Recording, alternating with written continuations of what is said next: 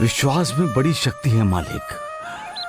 दुनिया भर के मंदिर, मस्जिद, गुरुद्वारे और गिरजाघर इस बात का सबूत हैं।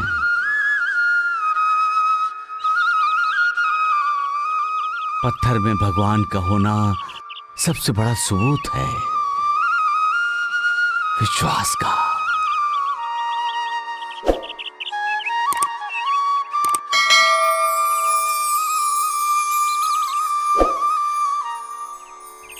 कोई कहता है पत्थर रोता है, पत्थर की आंखों से आंसू निकलते हैं। कोई भी दिमाग इस बात को नहीं मानता, लेकिन पत्थर हंसता है।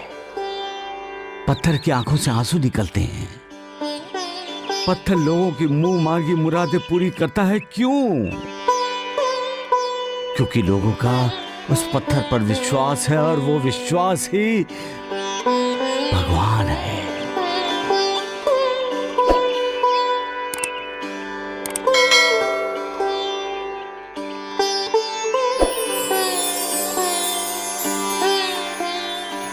उदी क्या है?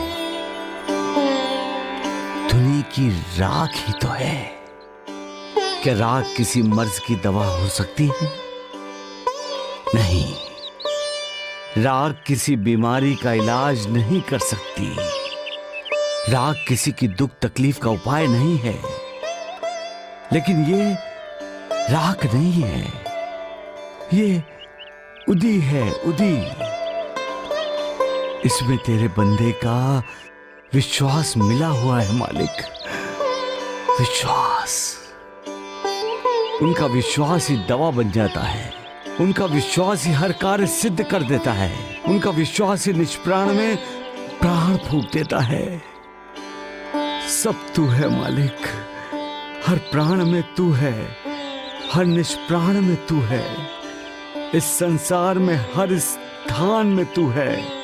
तू ही तू है, तेरे सिवा कुछ नहीं है। कुछ भी तो नहीं है मालिक, कुछ भी नहीं।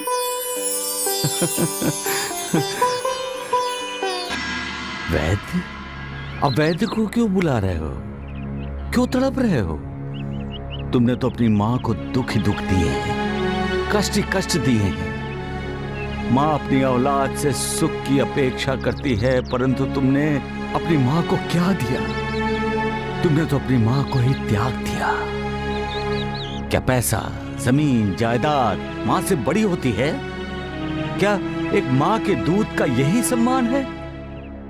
संतान ही एक मां के लिए वैद्य है। संतान की तरक्की देखकर एक मां को सुख मिलता है। संतान के हंसते खेलते परिवार को देखकर ही एक मां का जीवन सार्थक होता है। संतान अपनी मां को जो छोटी छोटी खुशियां देती है, वही तो एक मां के लिए दवा का काम करती है। संतान मां का आदर करती है, मां को संभालती है, मां के साथ कृतज्ञ रहती है, तब मां मन ही मन खुश होती है। जब मन खुश होता है तब सेहत भी खुश रहती है। जब मन दुखी होता है तब जिंदगी भी दुखी हो जाती है। और ये दुख ही वैद्य को बुलावा भेजता है। बुलावा। रो ले, जितना जी चाहे रो ले, लेकिन कोई फायदा नहीं होगा बेटा, क्योंकि तुम्हारे आंसू पोंछने के लिए तुम्हारी मां नहीं आएगी। अब तुम्हें दुखी देखकर मां का दिल दुखी नहीं होगा, क्योंकि अब तुम्हारी मां जीवन और मृत्यु की सीमा रेखा पर पहुंच चुकी है।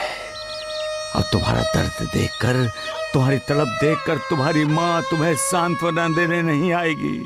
वो मां ही है जो अपनी औलाद के लिए साक्षात मालिक को चुनौती देने के लिए खड़ी हो जाती है। तुम्हारा वो सौभाग्य तुम्हारे भाग्य से निकल चुका है, क्योंकि तुम्हारा कर्म ही ऐसा है। तुम अपने कर्मों की वजह से आज अपनी मां को खोने के कगार पर खड़े हो। तुम्हें अभी तक एहसास नहीं है कि तुम क्या खोने वाले हो। तुम जो खोने वाले हो वो एक ऐसा खालीपन है जो ताम्र तुम चाहकर भी उस खालीपन को भर नहीं सकते।